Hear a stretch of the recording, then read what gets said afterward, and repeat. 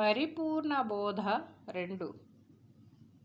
తను వేరు తాను వేరని ఎనుకుంటిని గాని ఎట్లు ఎనదగదెపుడున్ తన వలన దోచుతనువని తను ఒక్కడే లేకపోయినా తనువే లేకుండు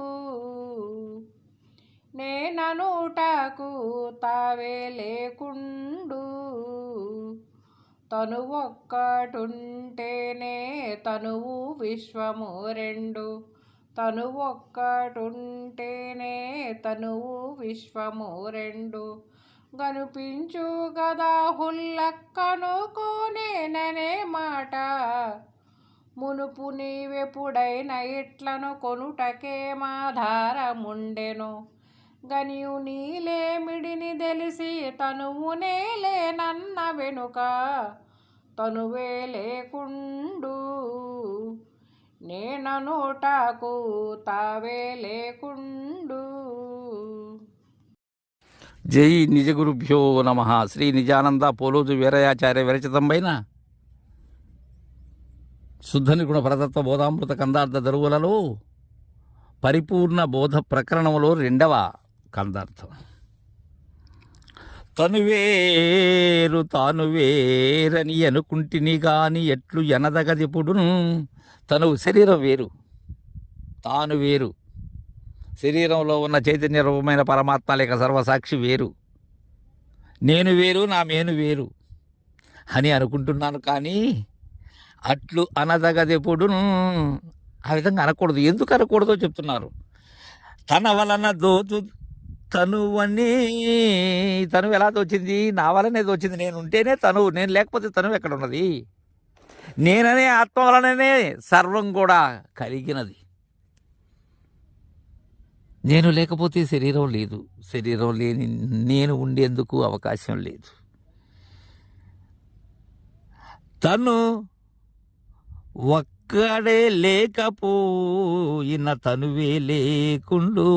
ఈ తను ఒక్కటి లేకపోయినట్లయితే, తను ఒక్కటే అంటే తను అంటే ఎవరు? తాను, నేననేది సర్వశూన్యమైనప్పుడు శరీరం ఎక్కడున్నది? గుర్తు అనే నేను లేకపోతే ఎరిగే శరీరమే లేదు. చాలా సులభమైనది పరిపూర్ణ బోధ. అయితే జాగరూకతతో దర్శించాలి, బోధని గ్రహించేటువంటి మేధ ఉండాలి. లేకపోతే బీరకాయ పీచులాగా ఉంటుంది, అర్థమైనట్లే ఉంటుంది, అర్థం కాదు. కుశాగ్ర బుద్ధితో గురు కరుణతో వినాలి. నేను ఉన్నట్లయితే మేనుంటుంది. తను ఒక్కటి లేకపోతే తనువే లేకుండు, నేననేది లేనప్పుడు తనువే లేదు. ఇంకా ఒక సూత్రం ఏంటంటే, నేను లేకుండా విచారించండి, ఏమన్నా ఉందేమో, నాతోనే కలిగినవి. ఈ చెప్తున్నది ఎవరు? నేనే కదా. చెప్పేదానికి కారణం ఏంటి? ఎరిగే శరీరమే కదా. ఇవన్నీ నాతోనే. నేను లేనప్పుడు నిజానందునితోనే పోయాయి శుద్ధ నిర్గుణ పరతత్వ బోధామృత కందార్థాలు. అలానే అభయానందతోనే పోతాయి. ఏం పోతాయి? నేను లేకపోయినా ఉన్నాయి. ఎవరికి ఉన్నాయి? నాలాంటి వారికి ఉన్నాయి. ఆ బోధ నాలాంటి వారికి ఉన్నది. అందుకే ఇది తైలధార, గురు శిష్య న్యాయం. నిజానందులు భ్రమాతీత స్థితి, భ్రాంతిరహితమైనటువంటి స్థితిలోకి బయలైపోయారు. ఆయనకు ఉన్న ఆ స్థూలమైనటువంటి ఆ మాంసపు ఇది ఏదైతే ఉన్నదో అది మిగిలిన వాటిలో కలిసిపోయింది. అది ఆయన ఉండగానే ఏదైతే ఉన్నదో ఉన్నదానిని దర్శించి ఉన్నదానిలో తన లేమిని తెలుసుకున్నారు వారు.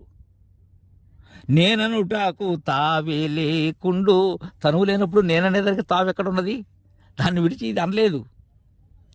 తను ఒక్కడుంటేనే తనువు విశ్వము 2 కనిపించు గదా హుళ్ళ కనుకో నేననే మాట. ఇదే మనం అంతరంలో అంతర్ముఖుడవై అంతరంలో ఉన్న గురువును మేల్కొల్పే విచారణ ఇది. తను ఒక్కడుంటేనే తనువు విశ్వము 2. తను ఒక్కడు, నేననే పరమాత్మ ఏదైతే ఉన్నదో అది ఉన్నప్పుడు మాత్రమే తనువు ఉన్నది, విశ్వము ఉన్నది. విశ్వంలో ఉండబడేటువంటి 84 లక్షల జీవరాశులు ఉన్నవి, అన్నీ ఉన్నాయి. నేను ఉంటే నేను లేకపోతే ఈ ప్రపంచమే సర్వశూన్యం. తనువు విశ్వం రెండుగా కనిపిస్తూ ఉన్నది, నేను ఒక్కటుంటే ద్వయంగా కనిపిస్తూ ఉన్నది, త్రిపుటి అయి కనిపిస్తూ ఉన్నది, అలా తోస్తూ ఉన్నది. అయితే నేననే మాట హుళ్ళక్కి చేసి ఆలోచించు శిష్య. మునుపు నీవెప్పుడైనా ఇట్లను కొనుటకే మాధారముండెను, గనియు నీలేమిడిని తెలిసి తనువునే లేనన్న వెనుక. మునుపు, ఎప్పుడు మునుపు? నీవు రాక మునుపు, నీ కల రాక మునుపు. ఇట్లనుకున్నట్టుకే ఏదైనా ఆధారం ఉన్నదా? తనువు వచ్చినప్పుడు అనుకుంటున్నావు, తనువుతో చేరి అంటున్నావు, జడిపిస్తున్నావు, జడుచుకుంటున్నావు, భయపెడుతున్నావు, భయం చెందుతూ ఉన్నావు.